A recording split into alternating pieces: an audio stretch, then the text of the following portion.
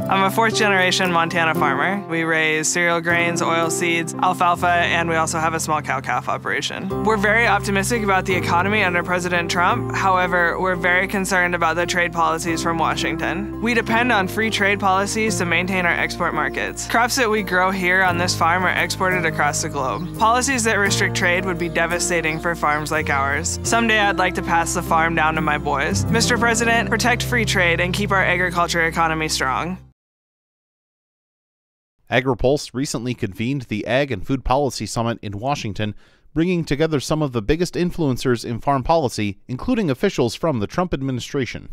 Trade was a hot topic at the summit, and many are seeking to make sense of the administration's new approach. Ambassador Greg Dowd with the Office of the U.S. Trade Representative says it's all about leveling the playing field. Too many producers globally don't appear to operate under the same economics of supply and demand and reaction to market forces that we do. These folks have been breaking the rules for far too long. And President Trump has stepped into the breach and decided that something has to be done about it. And he's absolutely right. Outside of enforcement action, USDA Trade Undersecretary Ted McKinney says he wants to explore all avenues to expand ag exports.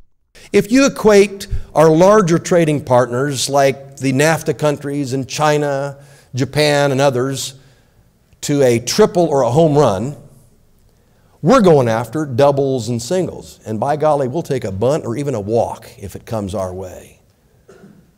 And we all know that baseball games are won much more frequently on singles and doubles than they are triples and home runs.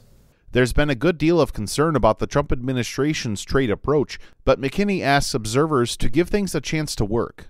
I hope you'll keep headlines, rhetoric, even tweets and other things in perspective. Sometimes you have to push the boundaries a little bit more to even get partway to where you're going. And I believe the president is very serious about things he says, sometimes isn't always literal about it, but always serious. So keep all that in perspective, whether it's headlines, worries, even joys, keep it in perspective because we all know the next day could be very different. And the same thing goes on in your business or your farm. Reporting for Agri-Pulse, I'm Spencer Chase.